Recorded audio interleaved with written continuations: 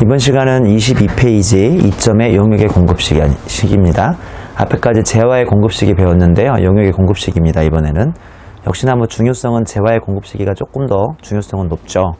양가로 1번 통상적인 공급은 앞서 말씀드린 것처럼 완성주의입니다. 완성주의, 진행주의 아니에요. 딱 12월 31일 날 8시간 강의하고 그 다음에 1월 1일 날 8시간 강의하면 앞에 8시간에 대해서 12월 31일 날 내가 매출액 인식하고 다음 1월 1일 날 매출액 인식하고 이렇게 하는 거 아니라고 그랬어요. 완성주의. 양가로 1번 장기할부 완성도 기준지급 중간지급 조건부 공급 단위를 구획할 수 없는 계속적 공급이죠. 이거 좀 이상하죠? 앞에 나왔는데 왜 또 나오는 걸까요? 그 앞에 나온 것은 이제 그 재화를 이렇게 장기할부 등 사형제로 파는 거고 이거는 용역을 장기할부 등 사형제로 파는 건데 내용을 보시면 대가의 각 부분을 받기로 한 때라고 되어 있으니까 역시나 회수기율 도래기준이라고 생각하면 되겠네요. 양가로 3번 일정 용역을 둘 이상 과세기간 동안 계속적으로 제공하고 그 대가를 선불로 수령할 때 양가로 4번 선불 후불의 부동산 임대용역 임대료 양가로 5번 BOT 방식으로 건설한 시설을 일정 기간 동안 운영하는 경우 등 이 세 가지 모두 다 공통적으로 가운데 서로 보시면 대가를 월할 계산으로 월수로 안분 계산해서 화살표에 예정신고 또는 과세기간 종료일 날 한 방에 신고를 하면 되겠습니다. 자, 이게 무슨 말씀이냐면요. 일단 주 1번부터 볼게요. 주 1번의 계속적 공급은 일정 기간 동안 계속적으로 컴퓨터 유지보수 용역이나 경비 용역을 제공하는 경우 그 기간에 관계없이 이거 헷갈리면 안 돼요. 장기 할부는 1년이 하잖아요. 근데 이거는 그게 아니에요. 예를 들어서 우리 회사에 컴퓨터가 많아가지고 닥터 PC 119 이런 데에서 한 달에 한 번씩 와가지고 우리한테 유지보수 해주고 백신 같은 거 거기다 세팅해주고 그러다고 합시다. 이게 바로 일단 재화는 아니고 용역이죠. 그리고 용역의 장기 공급 이게 아니라 계속적 공급이라고 해서 한 달에 한 번씩 계속적으로 공급을 한다면 이 처음 계약한 날부터 마지막 날까지가 굳이 1년이 아니고 6개월이라 하더라도 보시는 것처럼 대가의 각 부분을 받기로 한 때 우리는 매출액을 잡는다라고 생각하시면 되겠습니다. 주 2번 이때 첫 달에 1개월 미만이어도 첫 달부터 계산함이라고 되어 있죠. 예를 들어서 대표적인 게 주 3번인데요. 주 3번을 설명하고 주 2번 하죠.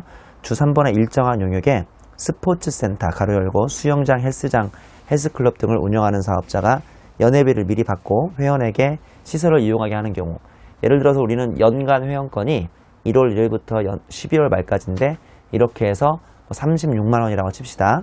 그러면 한 달에는 3만 원씩이잖아요. 아까 제가 가운데 서로에 보는 것처럼 월할 계산하라고 그랬죠. 그럼 1월 3만 원, 2월 3만 원, 3월 3만 원이긴 한데요. 가장 오른쪽 세로에 예정신고 또는 과세기간 종료일인 3월 31일자 한 방에 9만 원을 잡아도 문제가 없는 거죠. 엄밀히 말하면 월할 계산한 다음에 예정신고 또는 과세기간 종료일인 3월 말자, 6월 말자, 9월 말자, 12월 말자에 그 석 달치를 한 방에 잡으시면 되겠습니다. 다시 근데 어떤 사람은 1월 1일부터 온 게 아니라 1월 16일부터 왔어요. 1월 16일부터 내년 1월 15일까지를 1년으로 끊는다면 과연 1월은 절반만 다녔는데 그 1월을 한 달로 봐야 하느냐 안 봐야 하느냐 그게 이제 주 2번에 있는 거죠. 이때 첫 달이 1개월 미만이어도 첫 달부터 계산하라고 되어 있으니까 이런 걸 우리는 소위 초월 산입, 말월 불산입이다 라고 하고 있죠. 자, 그리고 주 3번에 이회독이긴 하지만 우리 동그라미 2번을 보시면 사업자가 다른 사업자와 상표권 사용 계약을 할 때 사용대가 전액을 일시불로 받고 상표권을 사용하게 하는 것. 동그라미 3번 노인복지시설 유료인 경우만 해당. 을 설치 운영하는 사업자가 그 시설을 분양받은 자로부터 입주 후 수영장, 헬스클럽장 등을 이용하는 대가를 입주 전에 미리 받고 시설 내 수영장, 헬스클럽장 등을 이용하게 하는 것. 그리고 4번에 이제 그 밖에 위와 유사한 용역 다 우리가 소위 이제 일정한 용역에 들어가는 월할 계산하는 그런 계산들이겠습니다. 사례는 제가 지금까지 다 구두로 설명했으니까 마지막으로 그 꽃표지 4번, 5번만 한번 볼게요. 꽃표지 4번 보시면 부동산 임대 기간을 올해 2월 1일부터 12개월로 하고 올해 2월 10일에 120을 선수해 버렸어요. 와, 임차인 한마디로 세입자가 상당히 화통하죠. 나한테 1년치를 한 방에 줘버린 거예요. 화살표 보시면 1기 확정신고 기간의 과표는 1200원 나누기 12개월 곱하기 3개월 4월, 5월, 6월 그래서 300이 되는 겁니다. 그리고 공급 시기는 6월 30일임 각각 4월, 5월, 6월을 각각 하는 게 아니고요. 한 번에 해서 공급 시기를 6월 30일로 보는 겁니다. 왜냐하면 1기 확정신고니까 2, 3이 아니라요. 4, 5, 6을 하는 거죠.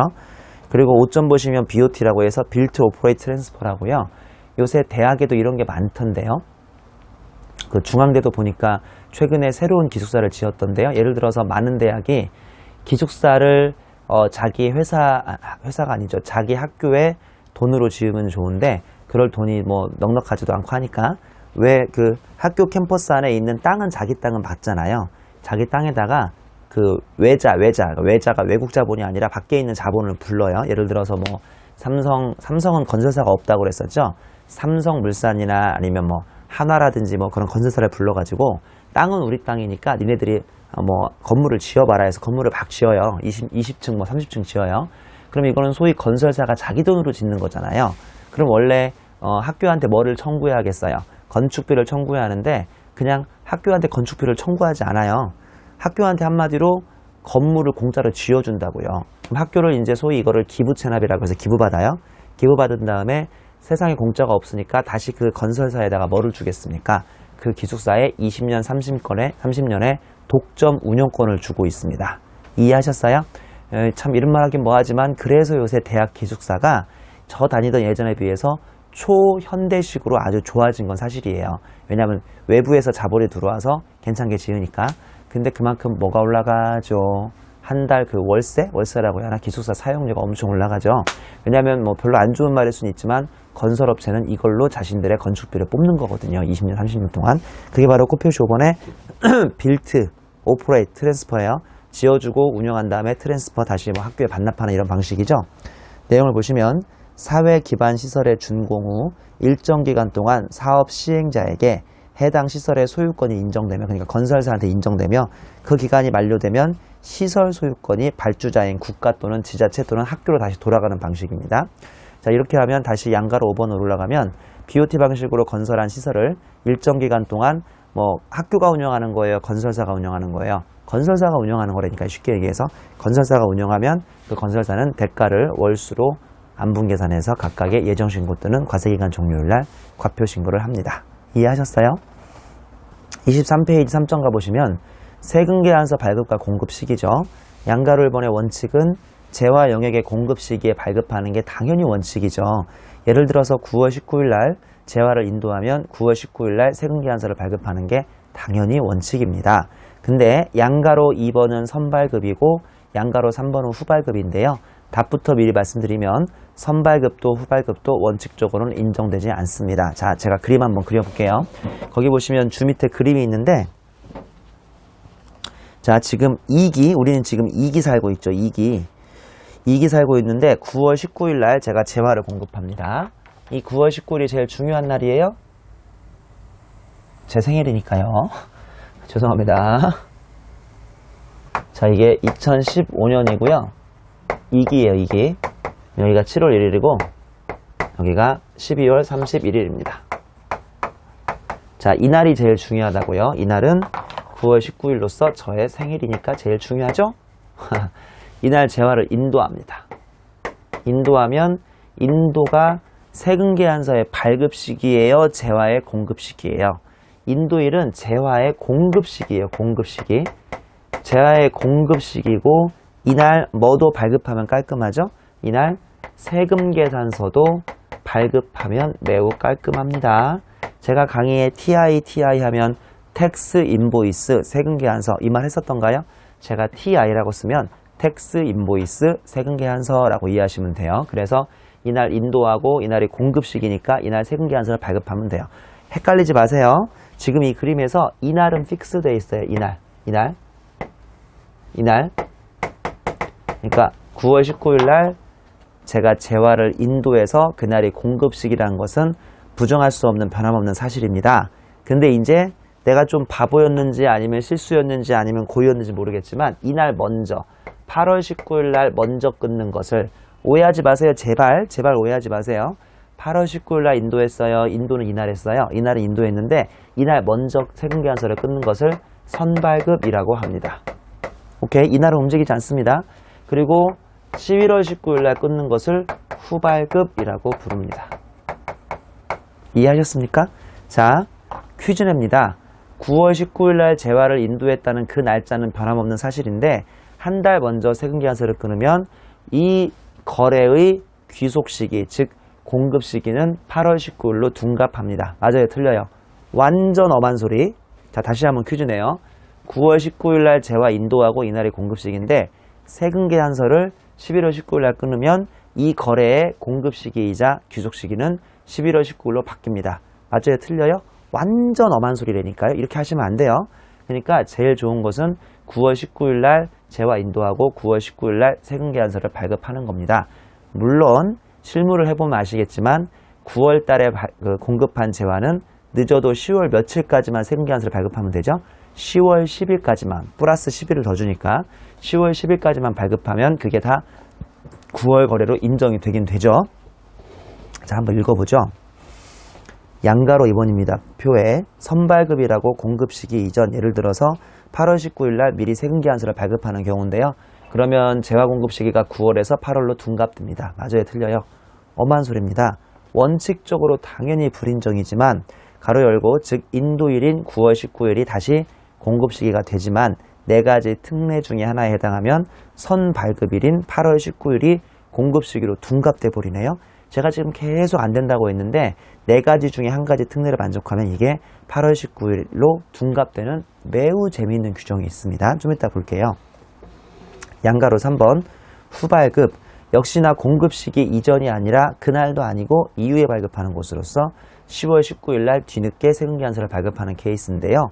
두 줄 읽어보면 원칙적으로 불인정이나, 그러니까 9월 달에 인도한 것을 10월에 발급해봐야 불인정이니까 공급 시기는 9월이 다시 된다는 소리인데요. 원칙적으로 불인정이나, 즉 인도일인 9월 19일이 다시 공급 시기가 되지만 같은 과세기간인 12월 31일까지만 발급을 받으면 사오신 분은 매입세액 공제는 되긴 된답니다. 다시요. 자, 9월 19일 날 인도한 것은 적어도 언제까지 된다고 그랬죠? 플러스 10일이니까 10월 10일까지는 되는데 그 뒤를 넘겨버리면 귀속 시기가 10월, 11월, 12월로 바뀐다, 안 바뀐다? 바뀌진 않는데요. 그래도 뒤늦게라도 받아오시면 받아오신 분은 다행히도 뭐는 되죠? 매입세 공제는 가능합니다. 가로 열고 단 1%의 가산세가 있습니다. 자, 그림 좀 보죠. 그림 보시면 파란색 박스가 있는데 이게 제일 중요한 거예요. 파란색 박스. 이날 재화 인도했고 원칙적인 공급식이고 세금계산서도 발급하면 되는데, 자, 만약에 8월 19일 날 먼저 발급해버린다. 이걸 선발급이라고 해서 화살표에 뭐라고 써 있어요? 원칙적으로 부인대임이라고 써 있죠. 자, 근데 그 밑에 박스 보시면 그럼에도 불구하고 이 선발급이 인정되는 네 가지 특례가 있습니다. 화살표 보시면 선발급일인 8월 19일이 공급 시기로 둔갑하는 네 가지 특례가 있는데요. 동그라미 1번 8월 19일에 선발급하고 대가 100 또는 그 일부를 이날 지급해버리면 이 제가 절대 흔들리지 않아야 한다는 공급 시기가 8월 19일로 둔갑이 돼버립니다. 되게 신기한 제도죠. 자, 동그라미 2번 8월 19일 날 선발급하고 대가 100 또는 그 일부를 8월 19일부터 플러스 7일 이내, 즉 8월 19일부터 8월 26일까지만 미리미리 돈으로 주고받으면 귀속시기가 8월 19일로 둔갑을 해버리죠. 무슨 말씀인지 알죠? 동그라미 1번, 2번은 결론적으로 부가세는 뭐를 아주 좋아한다? 돈을 좋아하나 봐요. 9월 달에 인도할 것을 8월 달에 끊으면 된다, 안 된다? 원래는 안 되는데 9월 달에 인도할 것을 8월 달에 끊고 돈도 주고받아 버리면 빨간 날이 8월 19일로 둔갑할 수 있다라는 뜻입니다. 동그라미 3번 대가의 청구 시기, 지급 시기 별도로 기재하고 대가의 청구 시기, 지급 시기가 30일 이내인 거죠. 잘 들어보세요. 이날 인도했는데 8월 19일 날 미리 끊으면 돼요? 안 돼요? 안 되는데 8월 19일 날 뭐라고 써 있냐면 우리가 언젠가 청구할 테니까 당신은 지급을 해주시오. 대부분 외상거래로 하니까 판 사람이 돈 주세요 라고 청구하면 상대방이 나한테 지급을 해주는데 계약서에 그런 내용이 청구 시기와 지급 시기가 명확히 다 써 있고 청구 시기와 지급 시기부터 채 며칠이 떨어져 있지 않는다면 30일이 떨어져 있지 않는다면 이 경우에도 문제가 없습니다. 동그라미 4번 내가 상대방에게 재화를 장기할부 또는 계속적 공급을 하는 경우에도 문제가 없습니다. 그게 동그라미 4번이죠. 내가 상대방에게 재화를 장기할부 또는 계속적 공급이죠. 즉 무슨 말씀이냐면 내가 이렇게 9월 19일 날 인도하는 게 한 번이 아니고요. 장기할부로 계속 인도하고 계속 돈을 몇 번에 나눠받고 있거나 아니면 계속적으로 공급하는 경우라면 뭐 이런 문제가 딱히 중요하지 않다는 거죠. 꽃표시에 있는데 장기할부 등은 이미 제하부터 인도했을 것이므로 인정됨이라고 되어 있습니다. 이걸 소위 이제 장기할부 특례라고 부르고 있습니다. 제가 지금 박스에서 설명드린 4개는 밑에 동그라미 1, 2, 3, 4번에도 다시 나오니까 참고해 보시도록 하겠습니다. 자, 이번에는 오른쪽 세로 박스죠. 후발급입니다. 역시나 뭐라고 써있냐면 원칙적으로 부인된다고 써있네요. 박스의 후발급은 부인됨. 동그라미 1번 공급자, 가산세, 가로 열고 공급가액의 1%, 다음 기 발급 시 미발급으로 보고 2% 가산세 부과. 자, 공급자는요. 제가 뭐라고 그랬죠? 9월 달에 인도한 것을 10월이나 11월에 사오면 날짜가 10월, 11월로 둔갑될 수 있다 없다? 없어요. 선발급은 지금 본 것처럼 4가지 중에 하나를 만족하면 둔갑될 수도 있어요. 에? 근데 후발급은 절대 둔갑되는 날이 없어요. 둔갑될 수가 없다고요. 다만 그래도 빨리 10월, 11월, 11월에 세금계산서를 뒤늦게라도 후발급을 하시면 동그라미 1번은 공급자는 가산세가 1%가 있어요. 근데 가로 열고 그게 더 다음 기로 넘어가 버리면요. 이때부터는 후발급이 아니라 미발급이 돼요. 미발급. 그래서 가산세가 판 사람은 2%예요. 동그라미 2번 공급받는 자 사오신 분은 매입세액 불공제인데요. 단 다행히도 같은 과세기간인 12월 31일까지만 발급받으면 매입세액은 공제받을 수 있고 매입차별 세금계산서 합계표 1% 가산세가 나옵니다. 자, 다시 한번 최종 정리합니다. 최종 정리. 이날 재화를 인도했습니다. 이날은 이 사례에서 절대 바뀌지 않습니다. 재화를 인도한 것은 팩트잖아요. 팩트, 사실이죠. 이날 재화를 주고받았으면 이날 세금계산서를 주고받으면 가장 베스트예요. 현실적으로 언제까지는 괜찮다? 다음 달 10일인 10월 10일까지는 괜찮아요. 근데 먼저 이렇게 끊어버리는 건 선발급이라고 하는데 이날 주고받으면서 이날 그러니까 이날 인도하면서 이날 세금계산서를 미리 끊으면 이 공급 시기가 8월 달로 둔갑할 수 있다 없다? 절대 없습니다. 단 4가지 예외가 있어서 첫 번째, 이날 돈 받아요. 두 번째, 이날부터 7일 이내 돈 받아요. 세 번째, 청구 시기와 지급 시기가 딱 써져 있고 그 사이에 30일이 안 넘어요. 네 번째, 장기할부나 계속적 공급이면 이날 인도했어도 귀속 시기가 8월 달로 둔갑할 수가 있습니다. 자, 근데 9월 달에 인도하고 10월이나 11월에 뒤늦게 세금계산서를 끊으면 이걸 후발급이라고 하는데 이 경우에는 어떠한 경우에도 이 빨간색 날짜가 뒤로 옮겨질 수는 없어요. 다만 12월 안에라도 뒤늦게라도 끊으면 공급자는 1% 가산세고요. 공급자 판 사람이 12월을 넘겨버리면 내년 1월에 끊으면 그때는 2% 가산세입니다. 그리고 사오신 분은 이번 기 안에 발급받아 오시면 매입세 공제가 되고요. 다음 기로 넘어가 버리면 매입세액은 불공제가 됩니다. 그러니까 사오신 분은 어떻게든 해서 상대방을 꼬셔가지고 제발 좀 이번 기 안에 발급을 해주세요라고 계속적으로 요청을 하셔야 하는 거예요. 자, 이번에는 24페이지 챕터 2.3의 부가가치세 거래 장소입니다. 솔직히 이 부가가치세 거래 장소는 그렇게 중요하지 않죠. 왜냐하면 거래 장소는 우리나라 안에서 이루어졌으면 우리나라 부가세 내면 되는 거고요. 그리고 외국에서 이루어졌으면 우리나라 부가세를 낼 필요가 없으니까 어찌 보면 그렇게 중요하진 않을 수도 있습니다. 자, 양가로 1번의 의미입니다. 의미. 재화 용역이 공급되는 장소로서 이 장소가 국내이면 우리나라 부가세 과세권이 있고 뭐 당연히 있겠죠. 이 장소가 국외이면 우리나라 부가세 과세권이 없습니다.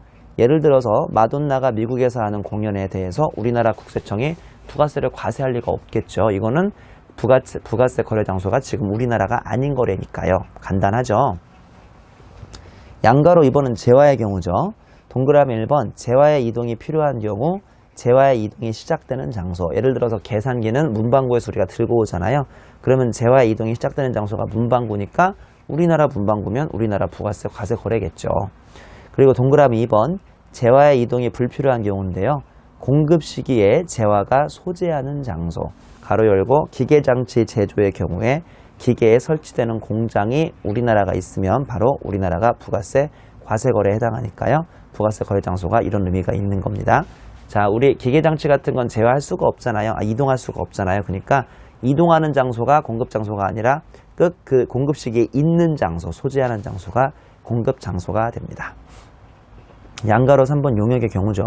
동그라미 1번 영무가 제공되거나 재화, 시설물 또는 권리가 사용되는 장소.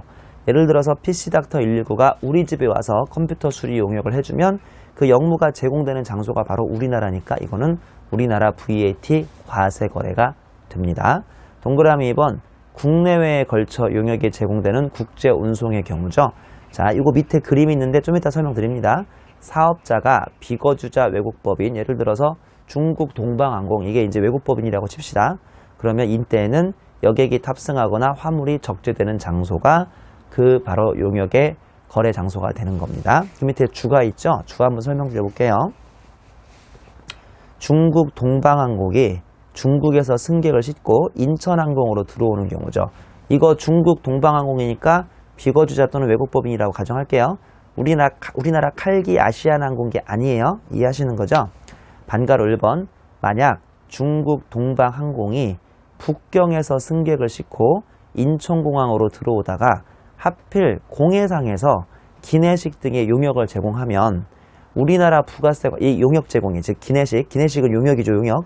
이게 우리나라 과세 거래인지 외국 거래여서 우리나라 과세권이 없는지, 아니면 궁금하지 않으신지. 자, 별로 궁금하지 않으시죠? 하습해 보시면 여객 탑승 화물 적재 장소가 중국이므로 우리나라 부가세 과세권이 없습니다. 됐죠? 반가로 2번. 이번에는 그 비행기가 다시 인천공항에서 북경으로 돌아가요. 왔으니까 돌아갈 거 아닙니까? 역시나 그 공해상에서 갑자기 기내식을 제공한다면 화살표 보시면 바로 이게 여객 탑승 화물 적재 장소가 우리나라이므로 이 돌아가는 그 기내식은 우리나라 부가세 과세권이 있습니다. 신기하죠? 밑에 그림이 바로 그 그림이니까 굳이 다시 보실 필요는 없을 것 같고요. 자, 제일 끝에 꽃 표시에 만약 이 비행기가 우리나라 거주자나 내국법인인 거예요. 예를 들어서 대한항공이나 아시아나항공인 거죠. 그런 경우는 제공하는 국제 운송의 경우에는 그냥 언제나 우리나라 과세권이 있는 국내 거래인 거죠. 지금 뭐 중국에서 출발하면 중국 거래요, 우리나라에서 출발하면 우리나라 거래인 것은 비거주자 외국법인일 때만 그런 거고요. 우리나라 칼기 아시아나항공기가 전 세계 5대양 육대주를 누비면서 사람을 싣고 다니는 건 그냥 이게 우리나라 거래입니다.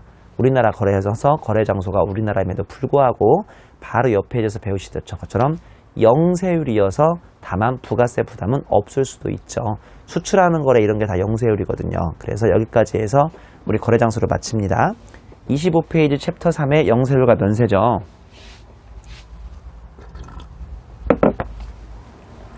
근데 영세율과 면세는 이미 면세는 다 배웠죠? 면세는 다 배웠어요. 이번 시간에는 영세율만 강의하면 됩니다. 자, 근데 영세율과 면세의 비교를 좀 해봅시다. 3-35페이지에 영세율과 면세의 비교가 있어요. 이거부터 설명드리고 3.2의 면세는 끝났고 3.1의 영세율만 이제 짚어드리면 되겠습니다. 참고로요, 이 3.3의 영세율과 면세의 비교도 우리 가끔씩 뭐 시험에 나오고도 하니까 중요한 거니까 잘 정리해 보세요. 상당히 재밌어요. 자, 이거 똑같이 할게요. 똑같이. 이마트고요. 오리온입니다. 초코파이 사와요. 물건 값은 2,000원. 결제는 얼마라고요? 결제는 2,000원에 부가세 포함 200원 하라고요. 맞죠? 자, 이윤을 붙여요. 최종 소비자한테. 그래서 3,000원에 팝니다. 그러면 3,000원에 부가세 포함해서 300원을 받죠. 맞죠? 근데 이 소비자가 러시아, 이게 수출이라고 가정합니다. 초코파이를 러시아에 수출 많이 한다면서요? 초코파이는 초코로 되어 있으니까 열량이 높잖아요. 근데 이제 러시아는 추운 나라니까 열량을 위해서 이걸 많이 수출한다고 합니다. 자, 그러면 우리 수출할 때는 언제나 무슨 세율이라고요? 영해세율. 수출할 때는 배에 올려가지고 외국에 나가는 순간 세율이 없어요. 왜 그렇죠? 전 세계적으로 생산지구 과세원칙을 하기로 했나요? 소비지구 과세원칙을 하기로 했나요? 우리 부가세 개정할 때 제가 얘기해드렸잖아요. 이걸 바로 소비지구 과세원칙이니까 생산한 나라인 우리나라에서 과세하는 게 아니고 일단 그냥 보냅니다. 보내면 그 나라에서 소비하면서, 즉 수입되면서 과세가 되니까 무조건 영세율이죠. 이거 큰일 났네. 나는 왜냐면 300원 더 받아온 다음에 200원 떼인 걸로 해서 100원만 납부하려고 했는데 안타깝게도 이게 0이에요. 0. 그러니까 마이너스 200에 오히려 마이너스가 나와버립니다. 자, 이 200원 국세청이 이마트한테 돌려주게요? 안 돌려주게요? 당연히 돌려주죠. 환급해줘요. 왜냐면 우리나라에서는 예전부터 수출하는 걸 좋아합니까? 싫어합니까? 좋아하죠. 수출 연구, 산업 역군인데 이걸 돌려줘야 하는 거 아니에요? 당연히. 그래서 돌려줍니다. 결론적으로 이마트는 손해나 이익이 있어요? 없어요? 없잖아요. 왜냐면 200원 떼우고 300원 받아오려고 했는데 200원 떼이고 하나도 못 받아와서 자기 200원을 어떡하냐 울고 있더니 너는 수출 역군이니까 200원을 환급해주마 라고 했으니까 자기는 아무런 실익이 없습니다. 이해하셨죠? 손해도 이익도 없다고요. 제가 개강하는 날부터 몇 번 얘기했죠. 기본적으로 가운데 낀 이마트는 부가세가 논리적으로 정확히 잘만 맞아떨어지면 한 푼의 이익도 손해도 있어야 한다 없어야 한다? 없어야 한다고 몇 번 얘기했잖아요. 자, 이번에는 면세입니다. 잘 보세요. 뭐가 다른지. 면세입니다. 가운데 이마트가 있고요. 여기 오리온이 있습니다. 오리온이 초코파이를 2,000원에 사와요. 그리고 2,000원에 부가세 포함해서 200원을 줍니다. 맞죠? 근데 이게 이제 최종 소비자한테 가는데 뭐 이유는 모르겠지만 이 단계가 면세 단계가 됐다고 쳐요. 면세 단계. 이유는 모르겠지만 그러면 3,000원에 판 다음에 부가세까지 포함해서 자기는 얼마 받아오려고 그랬어요? 3,000원에 부가세 포함해서 300원 받아오려고 했는데 면세는 부가세가 안 나와요. 말 그대로 세금을 면제하기 때문에 부가세가 안 나온다고요. 뭐 여기까지는 똑같네. 여기까지는 똑같네. 자, 그러면 자기 요량으로는 300원 매출세액 올리고 200원 매입세액을 떼었으니까 100원을 원래는 납부하려고 했잖아요. 맞죠? 근데 갑자기 이게 0이래요. 면세래요. 그래서 이게 0 빼기 200이 돼버립니다. 그래서 마이너스 200이 나오죠. 오케이? 여기까지 똑같죠? 자, 잘 들어보세요. 영세율하고 면세의 가장 큰 차이점은 이거는 환급해줍니다. 이거는 환급을 해주지 않습니다. 가장 큰 차이점이에요. 즉 이게 환급이 안 돼요. 환급이 되는데 이게 가장 큰 차이점입니다. 큰일 났네. 그러면 가운데 낀 이마트 손해보는구나. 제가 언제나 가운데 낀 사람들은 손해도 이익도 없어야 한다고 했는데 이렇게 하면 손해보는구나. 손해보잖아요. 200원 떼인 거 어떡합니까? 그래서 잘 들어보세요. 면세 사업자들이 고민 끝에 이 돌아오지 않는 200원을 어디다 얹기로 했게요? 여기다가 200원을 얹기로 했습니다. 업을 시키기로 했어요. 자기는 손해보기 싫으니까. 이해하셨어요? 잘 이해 안 되죠? 자, 우리는 일반적으로 영세율이 더 좋다고 믿고 있어요? 면세가 더 좋다고 믿고 있어요? 왜 우리 외국 한 번씩 가실 때마다 면세점 들러야 하잖아요. 뭐 아직 학생들이면 못 갔을 수도 있겠지만 면세점 반드시 들러야죠. 면세점 가면 얼마나 좋아요. 뭐 남자분들은 술, 담배도 싸고 여자분들은 가방도 싸고 그 다음에 화장품도 싸니까. 그래서 우리는 은연중에 면세가 참 좋다고 하고 있는데 한번 비교해 볼까요? 최종 소비자 가격.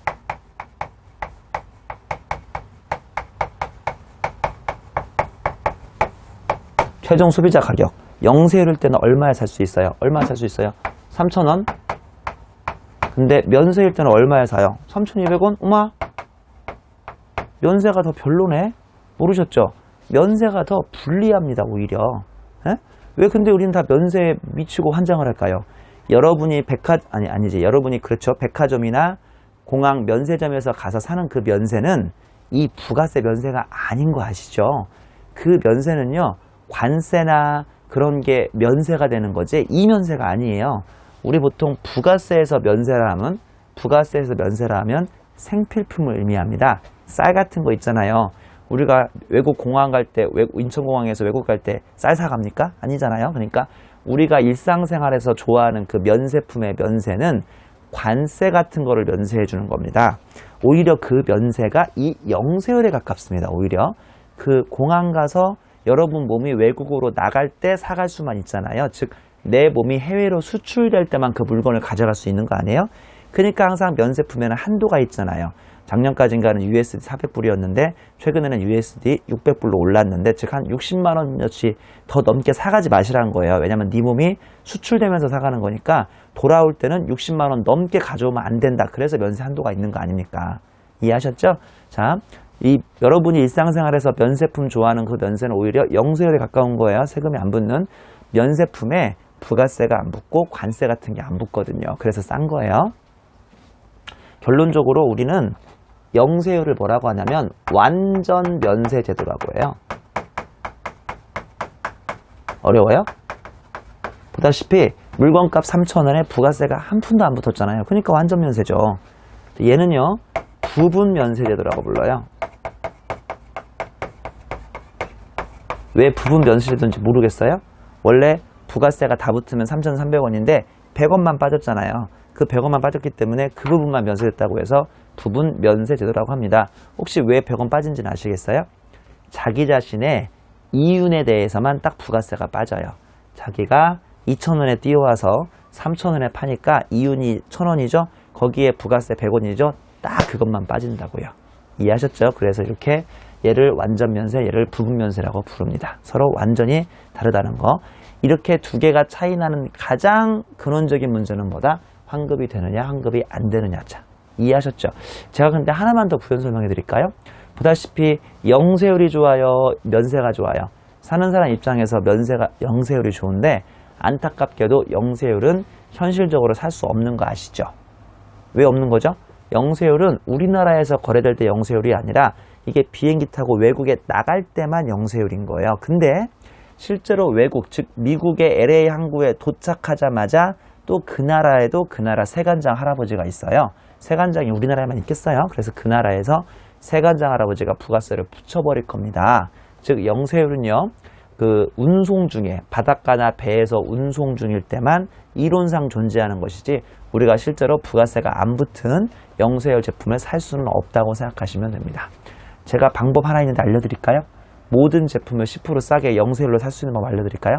딱 하나가 있는데 컨테이너 박스에 밀항하세요. 그래서 컨테이너 박스 안에서 호롱불 켜놓고 거기서 거래하시면 그것만 이론상 영세율이 가능한 겁니다. 되게 신기하죠? 영세율이란 게 원래 그렇습니다. 네, 그리고 또 하나 높아시면서 얘기해요. 요거. 면세사업자가 2,200원, 200원 떼었는데 자기가 면세 단계가 되면서 3,000원에 부가세가 안 붙는다고 200원을 손해보기 싫어서, 왜냐면 환급을 안 해주니까 손해볼 거 아닙니까? 손해보기 싫어서 나도 모르게 매출액에다가 업시키는 요 빨간색, 요거를 면세사업자의 매출세액이라고 부른다. 맞아요? 틀려요? 엄한 소리입니다. 면세사업자는 말 그대로 면세기 때문에 부가세가 붙으면 돼요? 안 돼요? 안 되는 거예요. 이 200원은 면세사업자의 매출세액이라고 부르지 않고 그냥 매출 가격에 붙여버린다라고 하니까 반드시 잘 정리하시기 바랍니다. 자, 그림 끝났고요. 그 밑에 클릭마크 보시죠. 영세율과 면세의 비교입니다. 양가로 1번 취지, 소비주고 과세 원칙의 구현, 면세는 역진성 완화. 면세 부분은 다 설명했죠.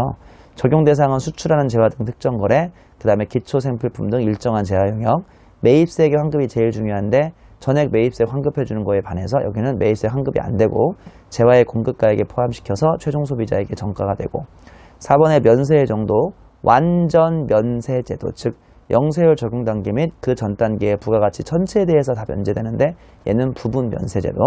양가로 5번 보시면 과세표준 및 매출세액. 영세율은 과세표준에 포함이 돼요. 다만 세율이 0이다 보니까 실제 부담하는 매출세액은 없고요. 면세는 과세표준에 포함되지 않고 거래에 징수할 매출세액도 전혀 없습니다. 면세는 아예 부가세에서 내놨어요. 전혀 과세표준에 포함되지도 않습니다. 양가로 6번의 제반 의무. 부가세법상 사업자로서의 의무가 있고요. 면세는 부가세법상 의무가 없습니다. 단 매입처별 세금계산서 합계표 제출 의무, 대리납부 의무 등 몇 가지 소위 협력 의무라는 것만 있습니다. 면세사업자는 그냥 부가세에서 내놨다니까요. 아무것도 할 일이 없어요. 이런 협력 의무 빼고는. 양가로 7번 사업자 여부. 영세율 사업자는 부가세법상 당연히 사업자고요. 면세사업자는 아까 말씀드린 것처럼 부가세에서 내놨기 때문에 부가세법상 사업자도 아니지요. 그 밑에 주 1번의 역진성은 설명할 필요 없죠. 제가 옛날에 그 면세 설명할 때 역진성이 뭔지를 이미 설명을 드렸을 거예요. 그래서 다시 설명할 필요가 없을 겁니다. 그 밑에 주 2번을 보시면 영세율 적용 대상자를 좀 보겠습니다. 동그라미 1번 과세사업자 가로 열고 간이과세자 포함, 이런 사람들. 간이과세자는 우리 9장에서 배우니까 한참 후에 배우는데요. 과세사업자나 간이과세자 모두 영세율 수출하시면 영세율 가능하고요. 동그라미 2번 면세사업자는 영세율 적용이 불가능합니다. 왜 그럴까요? 제가 면세 포기해서 얘기하지 않았나요? 내가 쌀을 사고 파는 사람인데 그럼 면세로 살았을 겁니다. 이 쌀을 어느 날 해외에 수출하게 되면 빨리 면세 포기하고 과세 사업자로 바꾼 다음에 영세율을 적용을 가능할 수 있고요. 동그라미 3번 거주자 또는 내국법인은 영세율 적용할 수 있고요. 동그라미 4번에 비거주자 또는 외국법인은 상호 면세주에 따라서 영세율 적용이 가능합니다. 상호 면세주가 뭐냐면 간략히만 설명해 드리자면 우리나라 사람이 수출하면 당연히 영세율 적용해 주는데 우리나라에 들어와 있는 미국인이 잠깐 우리나라에서 사업을 하면서 수출하면 영세율 그것도 적용해 줘야 할까요?